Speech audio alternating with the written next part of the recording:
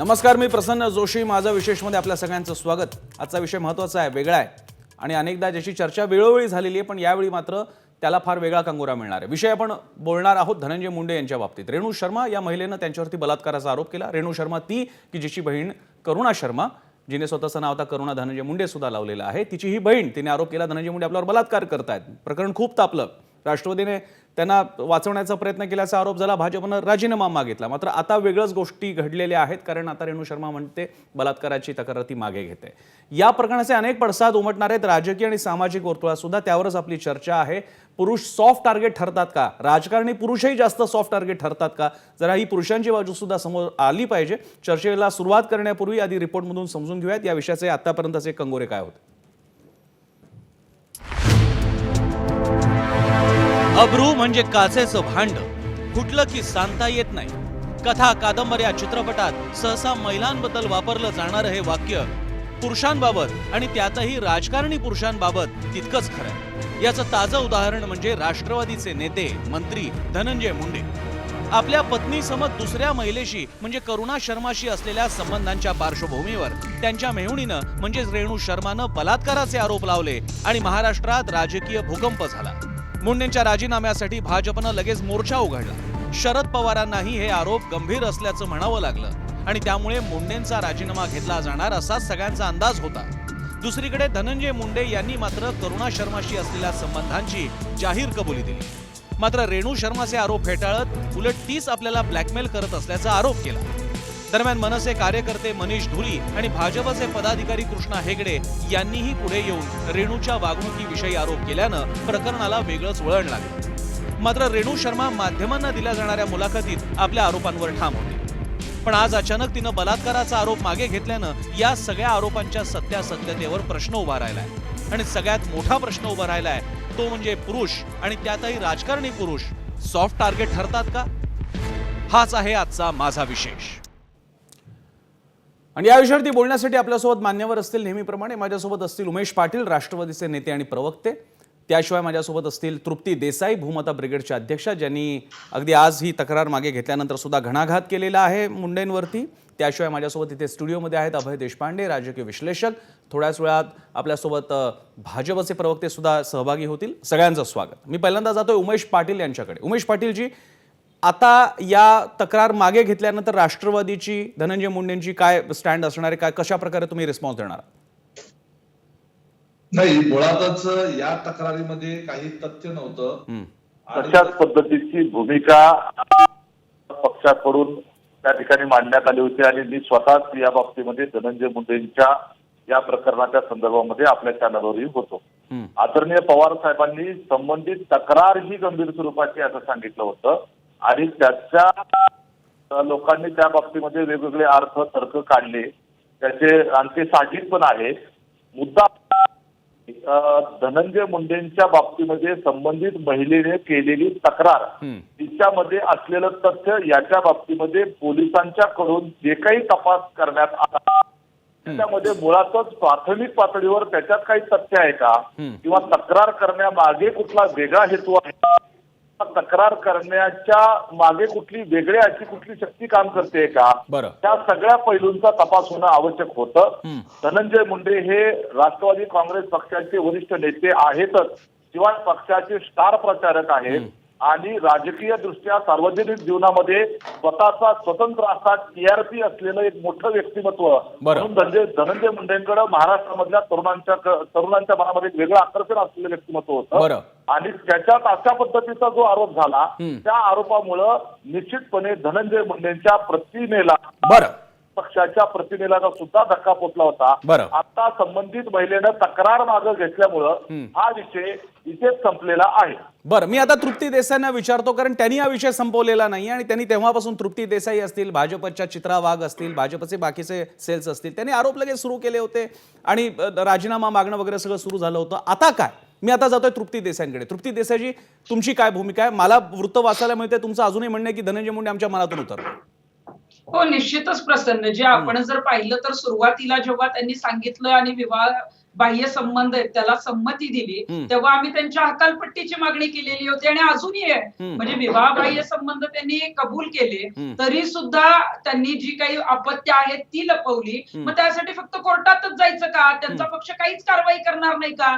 असे सामाजिक न्याय मंत्री जे आहेत ते पदावरच राहणार आहेत का? आणि मग आता रेणू शर्मांचं जे प्रकरण आहे मोठ्या हिमतीनं त्या पुढे आलेल्या होत्या. त्यांच्यावर वारंवार राजकीय दबाव आणायचा, धमक्या द्यायच्या, त्याच कशा चारित्र्यहीन आहेत, त्याच कशा बदनाम करता येईल अशा पद्धतीचं तुमचं म्हणणं आहे रेणू शर्माने तक्रार मागे घेणार राजकीय दबावाचा भाग होता तृप्तीजी? निश्चितच उमेश राजकीय पाटील. दबावच आणला गेला. उमेश पाटील. आणि उमेश हे पाटील बोला. होणारच होतं, हे चाललेलंच होतं करणं नाही, मला परत प्रश्न विचारा.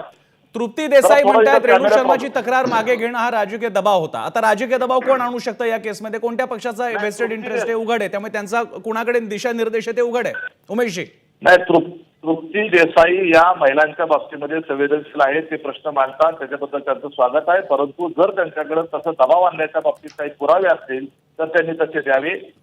दबाव वगैरे मग तसं असतं तर त्यांनी मुळात तक्रारच केली रेणू नसती. शर्मांच्या ही महिला वकिलांनीच मध्ये सांगितलं होतं राज्याच्या त्यांना धमक्या येत आहेत. रेणू शर्मांनी सांगितलं होतं की त्यांना धमक्या येत आहेत, त्यांना आम्ही पाठिंबा दिला तर आम्हाला कानड्या पद्धतीने ट्रोल करून धमक्या येत होत्या. हा तृप्तीताई, राजकीय दबाव तुम्हाला आहे तर आहे बोलायचं काय? पूर्ण स्वातंत्र्य आहे, फक्त समोरच्याचा मुद्दा ऐकून घेण्याचा ठीक आहे, मुद्दा बोला. आहे की जर संबंधित महिलेवर दबाव असता तर तिने मुळात एखाद्या मंत्र्याच्या विरोधात, एवढ्या हाय प्रोफाईल व्यक्तीच्या विरोधात तक्रार देण्याचं धाडसच केलं असतं का? हा महत्वाचा मुद्दा आहे. तो दबाव आधी नव्हता. जेव्हा माध्यमांनी हे प्रकरण उचलून धरलं, राजीनामा आणि हकालपट्टीपर्यंत गेला, पवार साहेबांचं जेव्हा स्टेटमेंट आलं त्याच्यानंतर तो दबाव वाढत गेला, कारण इमेज जी आहे ती पूर्ण डाऊन होत होती. तरी दबाव देऊन त्यांच्यावर तक्रार द्यायला लावली असू शकते. त्यांनी जर आज तक्रार मागं घ्यायला असं तुमचं म्हणणं असेल तर तक्रार देण्याच्या बाबतीमध्ये सुद्धा कोणीतरी दबाव आणलेला असू शकतो असं देखील म्हणता येतं. परंतु या सगळ्या गोष्टीला पुरावे असल्याशिवाय बोलण्यामध्ये अर्थ नसतो. जर तुमच्याकडं असा दबाव आणल्याचा कुठलाही पुरावा असेल तर त्या पुराव्याला तुम्ही बोला. सगळे पुरावेच आहेत. अर्थ नसतो.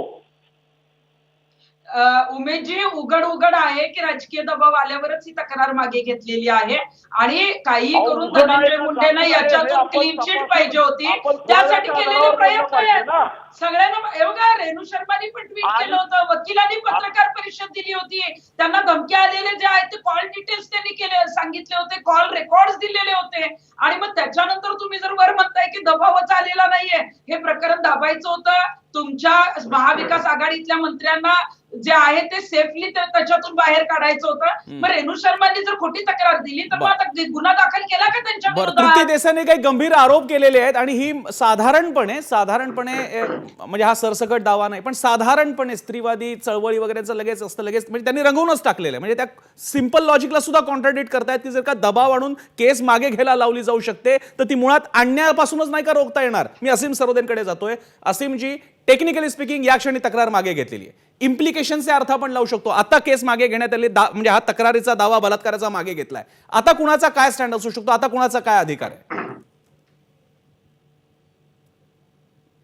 ज्यावेळेस एखाद्या दखलपात्र गुन्ह्याची नोंद करण्यात येते किंवा दखलपात्र गुन्ह्याच्या संदर्भातली तक्रार देण्यात येते तेव्हा कलम 154 CRPC नुसार त्या संदर्भातली तक्रार मागे घेण्याचा कुणालाही अधिकार नसतो, असं सर्वोच्च न्यायालयाचा एक निर्णय आहे. आता त्यानंतर जर ते तडजोड पात्र म्हणजे नॉन कॉग्निझिबल आणि कंपाऊंडेबल अशा स्वरूपाचं सेक्शन असेल ज्याच्यात तडजोड होऊ शकते तरच ते त्याच्याबद्दलची तक्रार मागे घेतली जाऊ शकते. जी तक्रार होती ती आपण पाहिली तर बलात्काराच्या संदर्भातली तक्रार होती, त्यामुळे ती तडजोड पात्र तक्रार समजण्यात येत नाही कायद्यामध्ये आणि तरी ती मागे घेण्यात आलेली आहे असं दिसते. त्यांचं जर प्रतिज्ञापत्र पाहिलं तर तिने कुठेही मी खोटी तक्रार दिली असं म्हटलेलं नाही. तिने म्हणजे कुठेच असं म्हटलं नाही की I have given false complaint म्हणजे झुटी तक्रार दिली असं कुठेही म्हटलेलं नाहीये. आपण ते जे पण म्हणजे असीमची खोटी तक्रार दिली नाही असं म्हणणं हा जणू तिच्या प्रामाणिकपणाचा दाखला तुम्हाला सांगायचा आहे. कारण तक्रार मागे कोण म्हणणार आहे स्वतःहून खोटी तक्रार दिलं? तिच्यावरती स्वतःहून मेजर डबल ती स्वतः कायदेशीर कसाट्यात अडकेल. असीमजी, माझं जेवढं अतिशय तुमच्यापेक्षा मर्यादित कायदेशीर ज्ञान आहे, तुमचं असं म्हणणं एखादी महिला स्वतःहून म्हणाली मी बलात्काराची खोटी कंप्लेंट दिली होती ती मागे घेणार. प्रश्न असा आहे ज्या धाडसाने तुम्ही पुढे आलात पण आता तुम्ही मागे घेत असाल तर एक तर तुमच्यावर पॉलिटिकल दबाव आहे, पुन्हा केस स्टँड होऊ शकते, किंवा तुम्ही काहीतरी चूक केलेली आहे. आता ही जी तक्रार दिलेली आहे, मी कायदेशीर दृष्टिकोनातून फक्त सांगतो, माझं काही धनंजय मुंडेंशी शत्रुत्व नाही. हा. आणि त्याच्या आधी पण मी बोलताना सांगितलं होतं की एकूण स्त्री पुरुष संबंधांबद्दल मात्र व्यापक चर्चा व्हायला पाहिजे असं या प्रकरणातून दिसते. हो. परंतु जी काही कायदेशीर प्रक्रिया आहे ती न वापरता ही तक्रार मागे घेण्याचा जो प्रयत्न आहे, म्हणजे आता माझा एक प्रश्न आहे की जर एखादा सामान्य माणूस, म्हणजे मी जेलमध्ये काम करत असताना मी अनेक लोक पाहिले की जे म्हणतात की माझ्यावर ज्यांनी आरोप केलेला आहे, ज्यांच्यासाठी मी ज्या गुन्ह्यात आहे, ते लोक आता ऍफिडेव्हिट द्यायला तयार आहेत. त्यांनी मला ऍफिडेव्हिटची कॉपी पण पाठवली आहे. तर माझ्याबद्दलची केस आता मागे घेण्यात येईल का? तशी केस मागे घेण्यात येत नाही. त्यामुळे दखलपात्र गुन्ह्याच्या संदर्भात अशी केस मागे घेणं, कंप्लेंट केलेली असताना मग ती कोणत्याही स्वरूपातलं प्रतिज्ञापत्रावर खोटी तक्रार आहे असं म्हणू किंवा नाही म्हणू, मग निदान त्या तक्रारदारावर तरी कारवाई झाली पाहिजे. पण तसंही होताना दिसत नाही. आणि म्हणून कायद्याची वेगळी प्रक्रिया धनंजय मुंडे आणि ती स्त्री दोघांबद्दलही वापरल्याचं याच्यातून दिसत आहे, जे की चुकीचा संदेश देणार आहे असं मला वाटते. त्यामुळे कोणाबद्दलची कोणाची बाजू आपल्याला घेण्याची गरज नाही. पण पब्लिक सर्वंट मला असीमजी येतो तुमच्याकडे. वस्तुतः मला असीमजी फक्त विधिज्ञ म्हणून तुम्ही इथे नाही आहात, तुम्ही एक सजग सामाजिक कार्यकर्ते आहात, ह्युमन राईट्सचे ऍक्टिव्हिस्ट आहात. आणि ह्युमन राईट्सच्या गोष्टी फक्त कायद्याच्या कचाट्यात बसवता येत नाही, ते त्याच्या पलीकडे असतात. ती मूलभूत नैसर्गिक तत्व असतात. मी त्या दृष्टीने नेणारे पुढे चर्चा. अभय देशपांडे काहीतरी बोलू पाहतात. अभयजी, विरोध्यांना मला फक्त एक माहिती विचारायची होती की FIR रजिस्टर झालेला आहे, पण त्याचं प्राथमिक चौकशी केल्यानंतरच आम्ही गुन्हा नोंदवू असं पोलिसांकडून सांगण्यात आलं होतं. तर या स्टेजला जर मूळ तक्रारच फिर्यादी मागे घेणार असेल तर त्याच्यासाठी न्यायालयाची परवानगी लागते का? कारण अजून चार्जशीट तयार नाही आहे, अजून गुन्हा नोंदवलेला नाही आहे, प्राथमिक पातळी चालू होती, वर तपास चालू होता. तर या स्टेजला ती मागे घेता येते का? मी एक अकॅडमिक म्हणून माहिती म्हणून विचारतोय. अभयजींनी खूपच योग्य प्रश्न विचारला. म्हणजे मला माहिती नव्हतं की FIR दाखल झालाय. मला वाटलं फक्त तक्रार झालेली आहे. FIR दाखल झाला असेल तर आणखी गंभीर प्रकरण आहे. FIR एकदा दाखल झालेला रद्द करण्याचे अधिकार पोलिसांना सुद्धा नाही, ते अधिकार केवळ न्यायालयाला आहे. त्यामुळे या संदर्भातली जी काही तिचं प्रतिज्ञापत्र आहे ते न्यायालयासमोर दाखल करून त्यानंतर न्यायालय तशा प्रकारचा आदेश देईल तेव्हाच ती तक्रार रद्द करण्यात येऊ शकते. FIR तसा क्वॉश होत नाही. FIR क्वॉशिंगचे अधिकार केवळ न्यायालयाला आहे. पोलिसांना एकदा FIR रजिस्टर केल्यावर त्यावर काही करता येत नाही, केवळ चौकशी करता येते. माझा दुसरं पोलीस काय करू शकतात की ते चौकशी करू शकतात आणि मग असं ते म्हणू शकतात की चौकशी अंती आम्हाला असं आढळून आलेलं आहे की या सगळ्या प्रकरणामध्ये काही तथ्य नाही आणि स्वतः जी तक्रारदार आहे तिने सुद्धा प्रतिज्ञापत्र दिलेलं आहे, तिच्याजवळ कोणतेही पुरावे नाही आणि तिने गैरसमजावर आधारित दिलं होतं असं आम्हाला आढळून आल्यामुळे ही जी आहे ती समरी आम्ही सबमिट करतायत. हे प्रकरण क्लोज करावं असं ते कोर्टात दाखल करू शकतात. हे दोन पर्याय आहेत. नाही पण इकडे मी आता ब्रेकची वेळ झाली. अभयजी, तुमचा प्रश्न चांगला आहे. असीम यांचं उत्तर तेवढ्यापुरता बरोबर आहे. प्रश्न असा आहे, जेव्हा तक्रारदार व्यक्तीच्या बोलण्यातला कॉन्ट्रडिक्ट करणारं विधान त्यांचं असेल तर FIR तर स्क्वॅश होऊ शकत नाही. पण ती बाई तर म्हणते बलात्कार झालेला नाहीये, तक्रार मागे घेत आहेत असा अर्थ तरी निघतोय. मग तुमच्या आरोपाचं स्टेटस काय ठरतं आणि मग त्याच्यामध्ये लिगल इम्प्लिकेशन्स तयार होऊ शकतात का? हा थोडासा पुढे मुद्देल, पण मी फार कायदेशीर तांत्रिकतेत जात नाहीये. एक छोटासा ब्रेक घेतो. ब्रेकच्या नंतर माझ्यासोबत अपर्णा होनराव सुद्धा असतील, भाजपच्या प्रवक्त्या. छोटासा ब्रेक, पाहत राहा ABP माझा.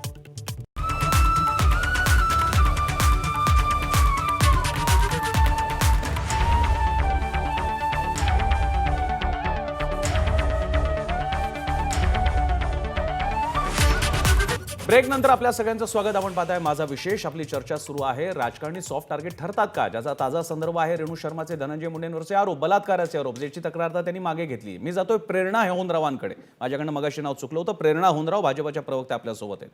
प्रेरणाजी, भाजपनं हे प्रकरण समोर आल्या राजीनाम्याची मागणी केली धनंजय मुंडेंच्या. चंद्रकांत पाटील त्या बाजूने होते. तुमच्या चित्रा वाघ वगैरे मंडळींनी मोर्चे वगैरे काढले होते, मी चुकत नसेल तर. देवेंद्र फडणवीसांनी थोडा स्टँड पॉजवाला स्टँड घेतला होता की जरा आणखी गोष्टी समोर येऊ द्यात अशा अर्थाने. माझा तुम्हाला आता प्रश्न आहे, फार घाई केल्यासारखं नाही वाटत? आज ही वेळ कोणावर येऊ शकते? राजकारणी पुरुष अशामुळे सॉफ्ट टार्गेट ठरतायत का? फार घाई केली आहे किंवा घाई नाही केली आहे असा हा मुद्दा नाहीच आहे प्रसन्नजी. सॉफ्ट टार्गेट ठरतात का तर समाजाच्या दृष्टीने ज्यावेळी राजकीय व्यक्ती म्हणून लोकांसाठी काम करत असतात त्यावेळी त्यांच्याकडनं आदर्श अशा स्वरूपाच्या गोष्टी समाजाला अपेक्षित असतात. मग त्या वागत असताना, बोलत असताना त्याची प्रतिकृती त्यांच्या वागण्यातून एखाद्या राजकारणाच्या समाजामध्ये दिसावी अशी जनसामान्यांची भावना असते आणि ते दायित्व सांभाळणं ही खऱ्या अर्थाने एखाद्या राजकीय व्यक्तीची जबाबदारी आहे. आता या विषयामध्ये जो स्टँड होता, आजही भाजपचा स्टँड अगदी तोच आहे. सुरुवातीला देखील आमचं म्हणणं हेच होतं की या विषयामध्ये जे झालंय त्याची जबाबदारी घेऊन व्यवस्थित चौकशी होऊन ही गोष्ट दाखल झाली पाहिजे, नोंद केली गेली पाहिजे पोलीस विभागाकडे आणि त्याची योग्य ती चौकशी व्हावी. आज भलेही त्या महिलेने तक्रार मागे घेतली असेल तरी देखील या विषयाची योग्य ती चौकशी आजच्या ठिकाणी हा विषय जिथे आहे तिथे व्हावी. सोबतच मनात एक प्रश्न येऊन जातो की यांनी रेणू शर्मांनी हा विषय जो मागे घेतला तो खरंच स्वतःच्या मनाने घेतलाय की त्यांना कुठल्या दबावाला सामोरं जावं लागलंय. दबावाला सामोरं जाऊन जर हा विषय मागे घेण्यात आला असेल तर त्याची देखील चौकशी झाली पाहिजे. मला प्रेरणा होऊन मगाशी प्रेरणाजी तुम्ही मगाशी नव्हता, बहुधा तृप्ती देसाई असताना तुम्ही नव्हता, त्यांचं पण हेच म्हणणं होतं. मला एक वेगळा प्रश्न तुम्हाला विचारायचा आहे. तक्रार मागे घेतली तर दबाव असू शकतो, जो असू शकतो लॉजिकली, पण तक्रार देताना दबाव नाही. कारण मग असा एक प्रश्न विचारता येईल की मीटू मोहिमेमध्ये जेव्हा जेव्हा आरोप झाले त्याच्यामध्ये समजा पुरुष संघटना असं म्हणू लागल्या की या प्रत्येक तक्रारीमागे दबाव होता, वेगळा कुठला तरी स्वार्थ होता, वेगळा कुठला तरी हेतू होता या पुरुषाला अडकवण्याचा. मग जर का तुम्ही म्हणताय ते कारणच मांडायचं म्हटलं तर असंही कारण मांडता येईल, आरोप करतानाच मनात हेतू होता. आपण अशा प्रकारे डिस्कशन्स करणार आहोत का बलात्काराच्या विषयांचे? हा माझा तुम्हाला प्रश्न आहे. अगदी प्रसन्नजी, तुम्ही म्हणताय तोच मुद्दा अगदी मला सांगायचा आणि भाजप म्हणूनही तोच स्टँड आहे आमचा. विषय कुठलाही असो, मला असं वाटतंय की या केसच्या दोन बाजू आहेत. एक म्हणजे रेणू शर्मांची आणि दुसरी आहे ती करुणा शर्मांची. रेणू शर्मांनी भलेही केस मागे घेतली असेल, मागे त्यांनी दबावात जरी ही तक्रार दाखल केली असेल तर त्या विषयाची चौकशी व्हावी. आणि आज युटर्न रेणू शर्मांच्या विषयाचा झालेला असला तरी करुणा शर्मांचा विषय मागे नाही पडलेला आहे. तो तर स्वतः धनंजय मुंडेंनी ऍक्सेप्ट केलेला विषय असून त्यांनी त्यांच्या दोन्ही आपत्त्यांविषयी या ठिकाणी आपल्या सगळ्यांसमोर एकंदर सोशल मीडियातून सहमती दिली आहे त्या विषयाला. मग ऍफिडेव्हिट मध्ये त्यांनी त्यांच्या दोन्ही मुलांचा उल्लेख केलेला नाहीये. त्यामुळे आजच्या दिवशीही दुसरा विषय संपला असला तरी पहिला विषय जागच्या जागीच आहे.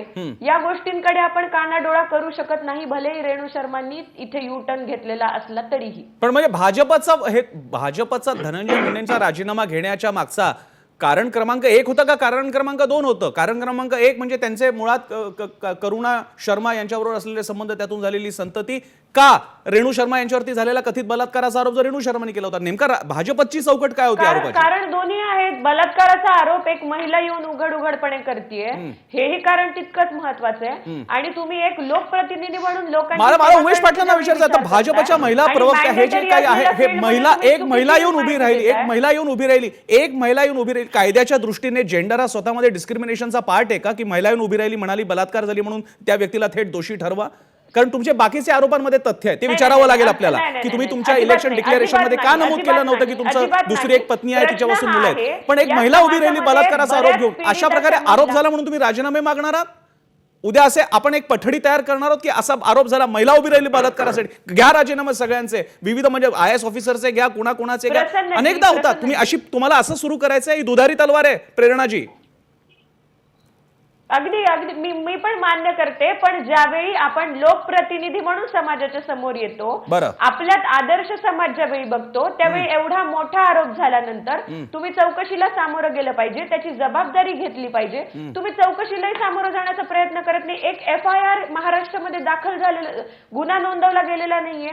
या विषयाच्या बाबतीत आपण काय म्हणाल? हे मुद्दे तुमचे बरोबर आहेत, या मुद्द्यावरती चालू शकतो. मी एक छोटासा प्रेरणाजी मी एक ब्रेक घेतोय, मला कल्पना आहे सगळ्यांना बोलायचं पण वेळेची मर्यादा, मी एक छोटासा ब्रेक घेतो. ब्रेकच्या नंतर अभय देशपांडे, मला असीम सरोदेंकडे आणखी काही वेगळ्या अँगलसह जायचंय, तृप्ती देसाईंकडे जायचं, कारण त्यांनी तर आज विधान केलंय, मी वृत्त वाचतोय, मनातून उतरले. तुम्हाला एखाद्या बाबतीत आक्षेप असू शकतात, पण तुम्ही जेव्हा सब्जेक्टिव्ह कमेंट करू लागता, मनातून उतरला, हे काय करून बसले वगैरे, तुम्ही त्या व्यक्तीचं नंतर सगळ्या सार्वजनिक आयुष्यावरती बोळा फिरवता. आणि तृप्तीजी, तुम्हाला पण अनुभव आहे, तुमच्यावरती सुद्धा असे आरोप काही आणखी इतर गोष्टींबाबतीत भूमाता ब्रिगेड बाबतीत झालेले आहेत, पण म्हणून त्याच्याने तुम्हाला आपण जज करायचं का? माझा मुद्दा आहे तोच मुद्दा धनंजय मुंडेंना पण लागू आहे. आपण सामाजिक सर्टिफिकेट द्यायला बसलोय का इकडे? ब्रेक नंतर पाहत राहा ABP माझा.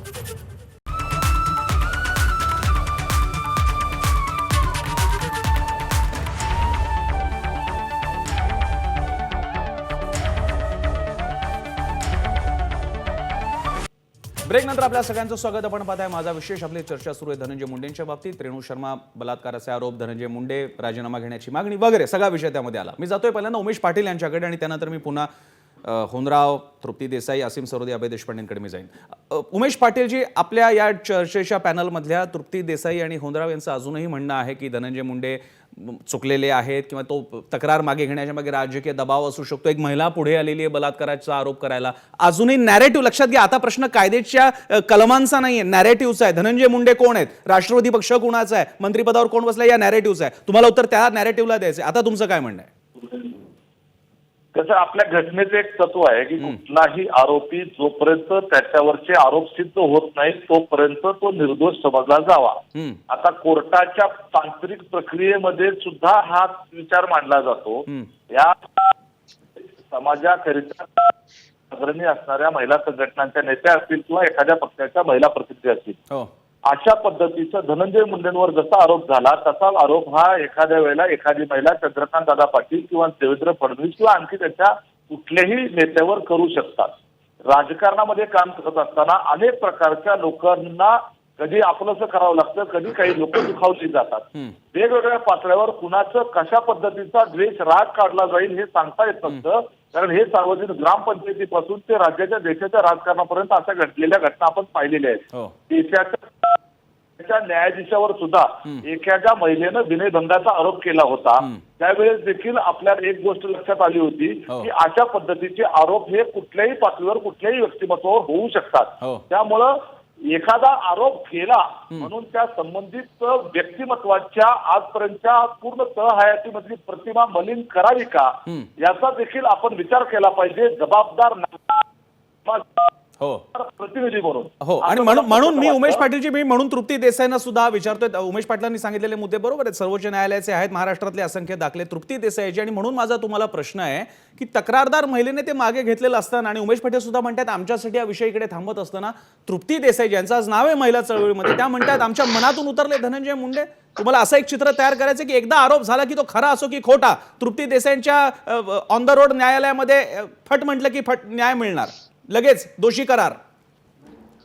प्रसन्न सर, मला आपल्याला सांगायचंय की धनंजय मुंडे निश्चितच मनातून उतरलेलेच आहेत. आणि याचं कारण हे आहे, आपण जर पाहिलं तर त्यांनी विवाहबाह्य संबंध ठेवले, त्याच्यातून त्यांना 2 अपत्य झाली आणि ती त्यांनी कबूल केलेली आहे. ठीक आहे, आम्ही म्हणत नाहीये की त्यांना 2 अपत्य आहेत आणि त्यांनी कबूल केलेली नाहीयेत. आणि हे जेव्हा कबूल केलं तेव्हा सामाजिक न्याय मंत्री असलेले धनंजय मुंडे अशा पद्धतीचे विवाहबाह्य संबंध ठेवतात आणि स्वतःच्या मुलांची माहिती प्रतिज्ञापत्रात लपवतात. मग अशा व्यक्तीला मनात ठेवण्याचं कारण काय? ते मनात उतरलेलेच ना आमच्या कोर्टात किंवा आमच्या मनामध्ये असं म्हटलेलं नाहीये, परंतु तुमची एक सामाजिक प्रतिमा आहे, आपण कशा पद्धतीनं जपली. पण म्हणजे किमान जेव्हा ठीक आहे, म्हणजे तुम्ही करुणा शर्मा आणि त्यांच्याद्वारे झालेली संतती या विषयाबद्दल तृप्ती देसाई बोलतायत का रेणू शर्मा बद्दल बोलतायत? कारण मला माझ्या प्रश्नांचा ट्रॅक क्लिअर ठेवायला. तुम्ही रेणू शर्मांबद्दल बोलताय, बलात्काराची केस मागे घेतल्याबद्दल बोलताय? नाही, रेणू शर्मांनी तर जी केस मागे घेतली ती राजकीय दबाव कुठेच घेतली, यावर तुम्ही ठरवून टाकलं, असंही तुम्ही ठरवून टाकलंय. माझं त्यांच्या वकिलांशी बोलणं झालं होतं आणि त्यांच्यावरशी जेव्हा 3-4 दिवसापूर्वी बोलणं झालं, मी रेणू शर्मांशी जेव्हा मेसेजद्वारे बोलले होते त्या तेव्हा ठाम होत्या आणि तेव्हा वारंवार त्यांना धमक्या येत होत्या. त्यांना वारंवार जे आहे ते तेव्हा दबाव आणला जात होता आणि तेव्हाच त्यांचं चाललेलं होतं की आता इतका जर दबाव येतोय, मला बदनाम करायचा प्रयत्न होतोय, मुझे जो है वो यहाँ पे खोटी FIR देकर मुझे इसमें जो है वो अटकाया जा रहा है, तो मैं मेरी FIR या मेरी जो है कंप्लेंट पीछे लेती हूँ, यावर त्यांनी ट्विट करून सुद्धा त्यावेळेला माहिती दिलेली होती. म्हणजे अशा पद्धतीनं मगाशी आपण जो विषय घेतला ना की राजकारणातले पुरुष सॉफ्ट टार्गेट होतात का, तर राजकारणातले पुरुष हे महिलांना सॉफ्ट टार्गेट बनवतात, असाच शीर्षक वाचायला पाहिजे होतं. कारण तुम्ही किती तक्रारी केल्या तर आम्ही तुमच्याकडे यूज अँड थ्रो बघणार. तुम्ही जरी पोलीस स्टेशनला गेला तरी यंत्रणा आमच्या हातात आहे आणि त्या मनसेच्या मनीष धुरींनी, हेगडेंनी, भाजपच्या, त्यांनी आरोप केले, मग त्यांना नाही का ते पुरुष असल्यामुळे त्यांच्या आरोपांकडे बघायचं नाही असं आपण ठरवून टाकले नाही का? नाही, बघायचं नाही. मी त्याच वेळेला सांगितलंय की त्यांचे जर आरोप योग्य असतील त्याची चौकशी करून रेणू शर्मांवर कारवाई म्हणजे भाजप, म्हणजे धनंजय मुंडेंचं म्हणणं, भाजपच्या नेत्यांचं म्हणणं, मनसेच्या नेत्यांचं म्हणणं बरोबर असेल तर तपास झाल्यानंतर बोलायचं. पण या मॅडमच्या आरोपांचे तथ्य समजलं नसल्यानं सुद्धा तृप्ती देसाई म्हणणार की धनंजय मुंडे मनातून उतरले. 8 दिवस झाले तक्रार देऊन, 2 दिवसामध्ये जो आहे तो FIR चौकशी करून दाखल होणं गरजेचं अभय होतं. देशमुख. ललिता कुमार या तृप्तीताई, एक फक्त सुप्रीम तुम्हाला मी कोर्टाच्या एक बाब त्याच्यातली तक्रारीतली त्यांच्या निदर्शनास आणून देतो की मूळ जो पहिला ऑफेन्स त्यांचा रेणू शर्मांच्या तक्रारीप्रमाणे 2006 पासून हे सगळं त्यांचं सुरू आहे असं त्यांचं तक्रार आहे.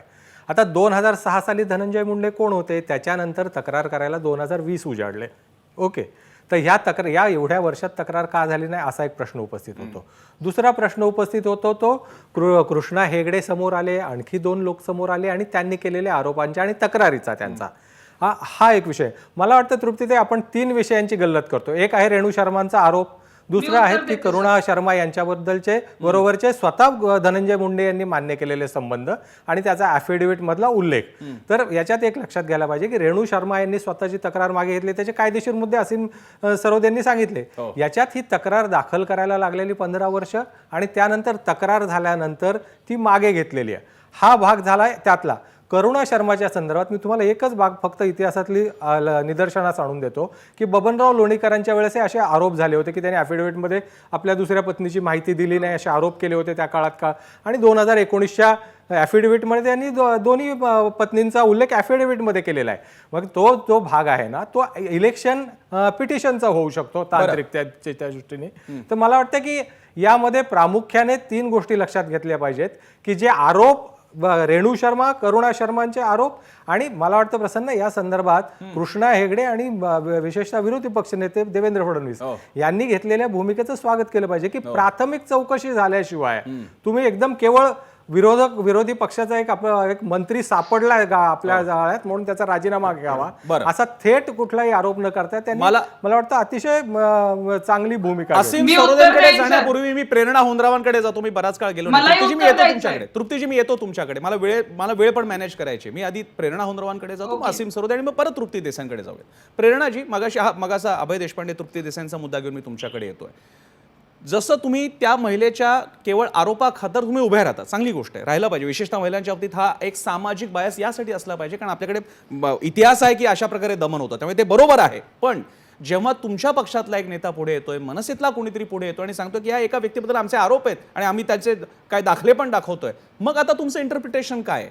धनंजय मुंडेंबद्दल जे एक प्रतिमा तयार करायचा प्रयत्न होतोय तो तुम्हाला मान्य आहे भाजपच्या एक प्रामुख्याने एक महिला कार्यकर्त्या म्हणून?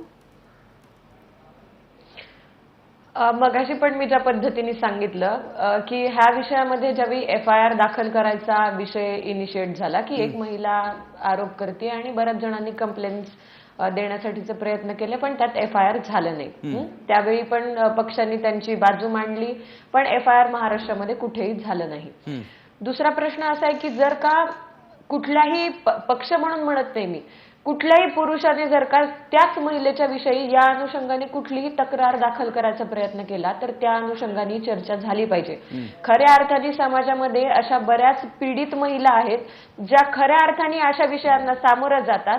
मग हा विश्वास आपण या विषयांमधून त्या पीडितांवरती कुठे अविश्वास निर्माण होणार नाही ना अशा विषयांमुळे. अशी शक्यता ज्यावेळी निर्माण होते त्यावेळी पुरुष असू दे नाही तर स्त्री असू दे, त्यावेळी हेगडेजींनी देखील जो विषय उपस्थित केला होता त्या विषयाची चौकशी झाली पाहिजे. जर का महिलेकडनं अशा पद्धतीचा विषय होता तर नक्कीच त्याची चौकशी झाली पाहिजे जेणेकरून खऱ्या अर्थाने पीडिता ज्यावेळी समोर येईल त्यावेळी तिला न्याय मिळाला पाहिजे. अशी भूमिका म्हणजे ही भूमिका मला आता प्रेरणा जी तुमच्या तोंडून बघायला मिळते, ऐकायला मिळते, ही आधी गेल्या काही दिवसात आम्हाला बघायला मिळाली नव्हती. मी आता जातोय असीम सरोदेंकडे, जो मगाचा मुद्दा माझा राहिला होता. असीमजी, मी कायद्याच्या कलमांच्या पलीकडे, कारण ते तुमचं क्षेत्र आहे, त्याच्या पलीकडे एक अन्वयार्थ काढायचा प्रकार असतो की त्या पुरुषाला मला लगेच खलनायक ठरवून द्यायचा, राजीनामा मागणं वगैरे राजकीय झालं, पण प्रामुख्याने मनातूनच उतरले वगैरे वगैरे. त्याच्या बाकी सोशल मीडियावरती तुम्ही बघा लक्तरं काढलेली आहेत. ती रेणू शर्मा सुटली नाही, करुणा शर्मा सुटली नाही, धनंजय मुंडेंचं कुटुंबीय सुटले नाहीत. अशा विषयाकडे बघण्याचा हा दृष्टिकोन असतो आणि पुरुष वाईट हे जे सगळं एक नॅरेटिव्ह बनवलं जातं त्याच्याकडे एक मानवाधिकार कार्यकर्ता म्हणून तुम्ही कसं पाहता? मला असं वाटतं प्रसन्न की आपण ही जी कुटुंब व्यवस्था, नवरा बायको परिवार, एक चौकोनी फोटो आणि हसणारे सगळेजण त्याच्यामध्ये असतात, असं जे आपण एक सांस्कृतिक चित्र निर्माण केलेलं आहे त्याला कुठेही तडा जात असेल तर आपण सगळेजण त्याच्यावर तुटून पडतो असं होते. परंतु आता वेगळ्या दृष्टीने या सगळ्या संबंधांकडे बघायला पाहिजे असं मला वाटते आणि तो मोकळेपणा भारतीय समाजामध्ये अजून नाही याचं सुद्धा एक चित्रण आपल्याला धनंजय मुंडेंच्या सगळ्या प्रकरणामध्ये जे वक्तव्य होत आहेत त्यातून दिसते. आता हे बरोबर आहे की जेव्हा व्यक्तिगत संबंधांमधून काहीतरी झालेलं असते तेव्हा त्या व्यक्तीला टार्गेट केलं जाऊ शकते. परंतु स्त्रियांचा ज्या पद्धतीने राजकीय लोक वापर करत आहेत आणि एका विशिष्ट राजकीय पक्षाने तर खूप मोठ्या प्रमाणात स्त्रियांचा वापर सरन्यायाधीशांपासून अनेकांवर केलेला आहे की हनी ट्रॅप नावाचं त्यांनी ते डेव्हलप केलं आणि मग त्या बाईला काहीतरी काम द्यायचं आणि मग त्याच्यातून त्या माणसाची बदनामी करून त्याला सामाजिक राजकीय जीवनातूनच उठवून टाकायचं. हे जे तंत्र आहे हे त्यामुळेच विकसित झालंय की आपण एकीकडे ती संस्कृती चौकटीची अशी धरून ठेवायची आणि दुसरीकडे त्या चौकटीच्या बाहेर कोणी जाण्याचा पाय टाकण्याचा प्रयत्न केला की लगेच त्याच्यावर अशा प्रकारे तुटून पडायचं आणि त्याला पूर्ण उद्ध्वस्त करून टाकायचं. तर मला वाटते पुरुषांना किंवा स्त्रियांना सुद्धा नातेसंबंधांमध्ये अशा प्रकारे व्हल्नरेबल करून टाकणं आणि असं असहाय्य करून टाकणं हे खूप चुकीचं आहे. पुरुष व्हल्नरेबल आहेत की नाही? महिला आहेत मान्यच आहे असीमजी, पुरुष व्हल्नरेबल आहेत की नाही? पुरुष आहे, मी तेच तर सांगतोय, स्त्री आणि पुरुष दोघंही त्यांची दयनीय अवस्था संबंधांच्या निमित्ताने करू नये, कारण त्या दोघांना त्या संबंधांबद्दल काय वाटते हे महत्वाचं आहे. म्हणून मी या प्रकरणामध्ये आधीपासून सांगतोय की कोणी जर खरोखर तक्रार करणारे असतील तर ती धनंजय मुंडे यांची लग्न झालेली पत्नी किंवा विवाहासारखी संबंध असणारी ती दुसरी स्त्री, या दोघी असू शकतात. त्यांच्या व्यतिरिक्त तिसरी व्यक्ती जिने तक्रार केलेली आहे तिने आता मागे घेतलेली आहे तक्रार. आता हे वेगळे वेगळे विषय म्हणून आपण बघायला पाहिजे. पूर्णपणे चारित्र्यहनन कोणाच तरी करायचं याच्यामधून हे चुकीचं आहे. म्हणून मी सुरुवातीला एक्झॅक्टली आता असीम सरोदेंचं तरी ऐका, तृप्ती देसाई असीम ते तुमच्या बाजूला सांगा, ज्या पाहुण्या बसल्यात आपल्या तृप्ती देसाई त्यांना सांगा की अशा प्रकारे समोर आल्याशिवाय लगेच कॅरेक्टर असॅसिनेशन, चारित्र्य उत्खनन करू नये. तुम्ही ते करून टाकलं आणि अजूनही करताय तृप्ती देसाईजी. आता फक्त राष्ट्रवादीने ठरवायचं तुमच्यावर केस टाकायची की नाही. नाही हे बघा, केस टाकू देत, काही मला काही फरक पडणार नाही, कारण मी सत्य बाजू लावून धरलेली आहे.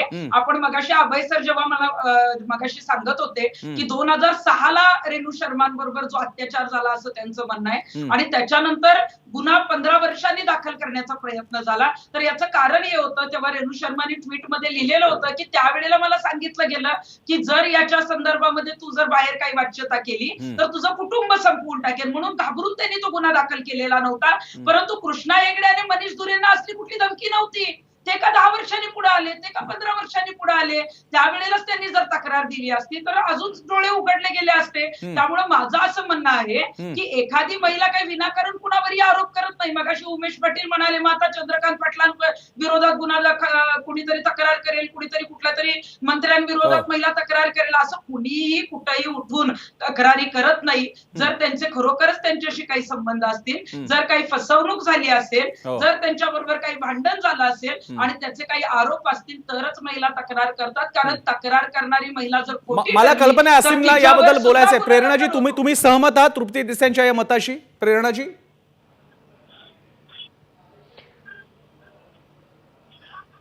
प्रसन्नजी बोला बोला बोला. हॅलो बोला, ऐकतोय आपण सगळे ऐकतोय. आवाज येतोय माझा? Hello hello. हो येतोय, बोला.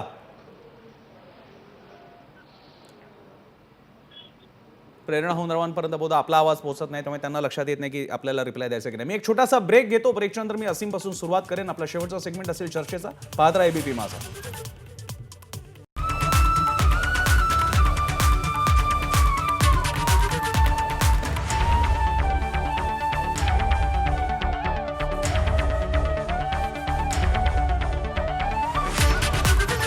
ब्रेक नंतर आपल्या सगळ्यांचं स्वागत. आपण आजच्या चर्चेच्या अतिशय शेवटच्या आणि तितक्याच गंभीर वळणावरती येऊन थांबलेलो आहोत. माझ्यासोबत मान्यवर विषय चालू आहे, धनंजय मुंडे, रेणू शर्मा बलात्काराचं प्रकरण, राजीनाम्याची मागणी वगैरे. मी आता जातोय, पहिल्यांदा मी सगळ्यांकडे जाणार आहे. मी तृप्ती देसाईंपासून सुरुवात करतो. तृप्तीजी, शेवटचा सेगमेंट आहे. आता ही तक्रार मागे घेतल्यानंतर तुमच्या संघटनेची काय भूमिका असणार? आणि याच्यामध्ये तिने जरी तक्रार मागे घेतली असेल तरी सुद्धा आमचं म्हणणं आहे की राजकीय दबावापोटी कुणी अशा पद्धतीचा यापुढे प्रयत्न करू नये. कारण राज्यामध्ये चुकीचा संदेश चाललेला आहे की एखादी पीडिता जेव्हा तक्रार द्यायला येते आणि एखादी ज्याच्या विरोधात तक्रार असते ती व्यक्ती जर मंत्री असेल, एखाद्या सत्ताधारी पक्षाची पदाधिकारी असेल आणि अशा पद्धतीनं दबाव आणून जर तुम्ही जर दबाव तंत्र वापरून जर ती माघार घ्यायला लावत असाल तर यापुढे महिला राज्यामध्ये तक्रार द्यायला घाबरतील आणि अशा पद्धतीचा संदेश जायला नको. जी पीडित आहे तिची बाजू ऐकून चौकशी करून गुन्हा दाखल झाला पाहिजे. मग तो कुणी असू दे, कायदा हा सगळ्यांसाठी समान आहे. त्याच्यामध्ये श्रीमंत, गरीब, मंत्री, आमदार असा भेदभाव झाला नाही पाहिजे. पण मग तृप्ती देसाईची धनंजय मुंडेंनी स्वतःच्या त्या सगळ्यात त्यांनी काय आर्टिकल छापलं होतं त्याच्यात त्यांनी रेणू शर्मावरती सुद्धा आरोप केलेत ब्लॅकमेल होण्याचे 2006 पासून काय चाललं होतं वगैरे. मग पीडित हा शब्द तुम्ही त्यांना नाही वापरणार, धनंजय मुंडेंना? नाही, धनंजय मुंडेंवर जर तशा पद्धतीचं काही जर ब्लॅकमेलिंग झालं असेल तर आम्ही मागच्या वेळेस सांगितलं होतं की ज्या पीडितेवर त्यांनी अत्याचार केले तोही गुन्हा दाखल झाला पाहिजे. आणि जर रेणू शर्मा जर चुकीचे असतील तर त्यांच्यावरही सुद्धा कारवाई झालीच पाहिजे. प्रेरणा होनरावजी, आता भाजपची, तुमच्या महिला आघाडी, एकूण भाजप पक्षाची काय भूमिका असेल? तुम्ही अजूनही राजीनाम्यावर ठाम आहात? मी मगाशीच सांगितल्याप्रमाणे सुरुवातीलाच आमचं असं म्हणणं होतं की ज्यावेळी एखाद्या मंत्री महोदय आहेत आणि त्यांच्या विरोधात एखाद्या महिलेने आवाज उठवलेला आहे, पॉवर पोझिशनचा वापर केला जाऊ शकतो आणि प्रेशराईज करण्याचा प्रयत्न केला जाऊ शकतो. FIR दाखल झालं पाहिजे, योग्य ती चौकशी झाली पाहिजे, हे आमचं सुरुवातीपासूनच म्हणणं होतं. एकंदर सर्वांसाठीच सुरुवातीला ज्यावेळी हा विषय आला तो अत्यंत गंभीर होता आणि आज ज्यावेळी या विषयाने यू टर्न घेतलाय तो देखील अत्यंत गंभीर विषय आहे. सुरुवातीला आला तो आणि आता हा घेतलेला यू टर्न.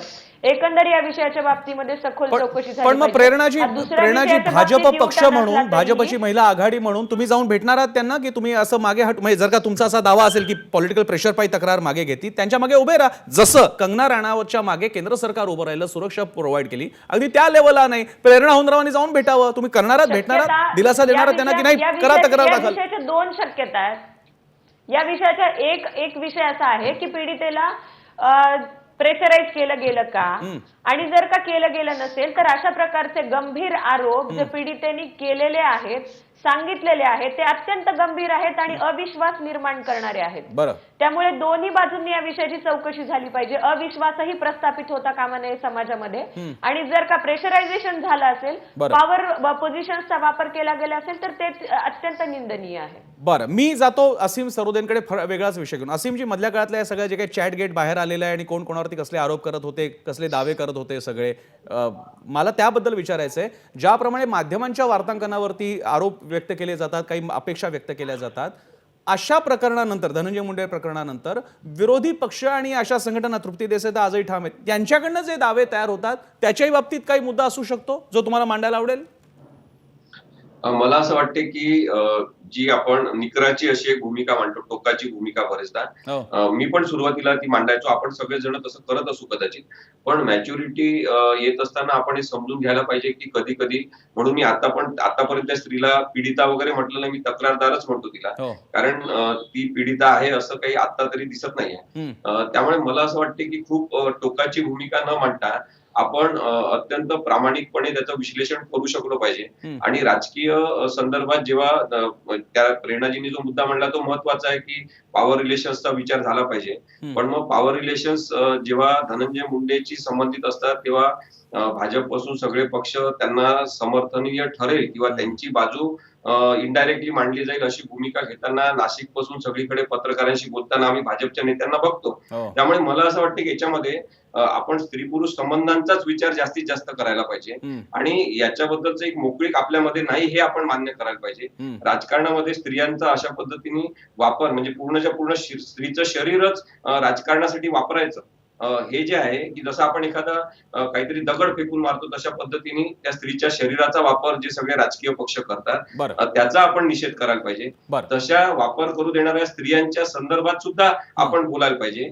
आणि दुसरीकडे पुरुष व्हलनरेबल जे होत असतात कारण की ते पुरुषच असल्यामुळे ते असं करू शकतात, हे जे आपण एक गृहीतच धरून ठेवलेलं आहे त्याला पण सध्या आपण कुठेतरी आटोक्यात आणू शकतो का, परिस्थितीजन्य त्याचा मला बेसिक मुद्दा कळला. असीम, वेळेची मर्यादा आहे पण मला तुमचा बेसिक मुद्दा कळला आणि खास करून असीम सरोदेंनी कुठे पीडित शब्द वापरला नाही, तक्रारदार हा शब्द वापरला आणि त्याचे बाकीचे न्यूआन्सेस सुद्धा आपल्याला सांगितले. मी अभय देशपांडेंची शेवटची कमेंट घेतो. नाही, एक निश्चित आहे प्रसन्न की कायदा आणि समाज नेहमी महिलांना झुकतं माप देतो आणि ते दिलंही पाहिजे, त्यात काही वाद नाही. त्यामुळे जेव्हा हे प्रकरण बाहेर आलं तेव्हा शरद पवार यांनी स्पष्ट भूमिका घेतली की न्यायालयाने त्या महिलेला काही आदेश दिले असले तरी न्यायालयाचा निर्णय यायचा तो तो येईल, पण हे प्रकरण गंभीर आहे आणि सहकाऱ्यांशी चर्चा करून आम्ही निर्णय घ्यावा लागेल, कारण त्यामागची तीच भूमिका होती. परंतु याचे जेव्हा वेगळे कंगोरे बाहेर आले कृष्णा हेगडे आणि नंतरच्या 2 मंडळींकडून, तेव्हा त्या संदर्भात आधी चौकशी झाली पाहिजे अशी भूमिका घेतली, ज्याचा आसिमनी उल्लेख केला आता आणि प्रेरणाताईंनी केला की अनेक वेळा मागे, म्हणजे राजकारणच नाही, मागे एका वृत्तवाहिनीने स्टिंग ऑपरेशनसाठी महिलाचा वापर केलेला पण बघितलं असेल. एनडीएचं सरकार नाही, सरकार असताना झालं, RR पाटलांच्या बाबतीत झालं, असे प्रयत्न झाले होते आणि त्याचाही त्यावेळेस निषेध केला होता. पण तृप्तीताई, मला एक सांगावं वाटतं की अनेक वेळा काय होतं की महिलांच्या बाबतीत ज्यावेळेस असा निर्णय होतो त्यावेळेस फक्त पुरुष प्रधान संस्कृतीमध्ये अन्याय होतो असं नाही आणि त्यांच्यामुळे बदनाम होतात नाही, तर काही वेळा महिलांकडून अशा कायद्यांचा गैरवापर होतो, तेव्हा सुद्धा अन्य महिला ज्या जेन्युइनली तक्रार करतात त्यांच्या तक्रारीबद्दलचे प्रश्न निर्माण होऊन त्या कायद्याच्या एकूण बद्दल आरोप झाले की प्रश्नचिन्ह निर्माण होतं. विवाहाचा आमिष दाखवून 10 वर्ष बलात्कार, विवाहाचा आमिष दाखवून 6 वर्ष बलात्कार, विवाहाचा आमिष बलात्कार 6 वर्ष. नाही, त्याच्यामुळे निश्चितपणे अशा प्रकरणामध्ये दोन्ही बाजूनी चौकशी व्हायला हवी की कायद्याचा गैरवापर झालाय का, म्हणजे गैरवापर झालाय का, Exactly. सत्तेचा गैरवापर होऊन पीडितेलाचा दबाव आणलाय का, या दोन्ही दृष्टीने चौकशी होऊन मला वाटतं की पुढच्या काळात अशा घटना टाळता येऊ शकतात. त्यामुळे कार्यक्रमाच्या शेवटी धनंजय मुंडेंचं काय व्हायचंय ते हो, रेणू शर्माच्या दाव्यात तथ्य असो किंवा नसो, याची पूर्णतः शहानिशा होईपर्यंत कुणाला एकालाच खलनायक ठरवणं याच्या आपण विरोधात, मग ती रेणू शर्मा असेल किंवा धनंजय मुंडे असेल. कार्यक्रमाच्या शेवटी आपण लोकांना सुद्धा विचारलं होतं, राजकारणी सॉफ्ट टार्गेट ठरतात का? ट्विटरवरती पोल घेतला होता, काय म्हणणे लोकांचं आपण बघूयात स्क्रीनवरती. 88% लोक होय म्हणतात, 12% लोक नाही म्हणतात. कदाचित याच्यामध्ये पुरुषांची सुद्धा म्हणणं असेल, इकडे राजकारणी म्हणून ते लोक पुरुष स्वतःला सुद्धा बघत असतील की आम्ही सॉफ्ट टार्गेट ठरत असू. पण महत्त्वाचा विषय या निमित्तानं सुरू झालेला आहे आणि असीमने सांगितलं त्याप्रमाणे नातेसंबंध हा आणखी त्याच्यावरचा मोठा विषय, पण त्याला पुन्हा कधीतरी चर्चा त्यावरती. सगळ्यांचे आभार ज्यांनी या चर्चेसाठी वेळ दिली आणि प्रेक्षकांनी वेळ दिला चर्चा पाहण्यासाठी, त्यांचे सुद्धा आभार. इथेच थांबूयात. पाहत राहा एबीपी माझा. एबीपी माझा, उघडा डोळे बघा नीट.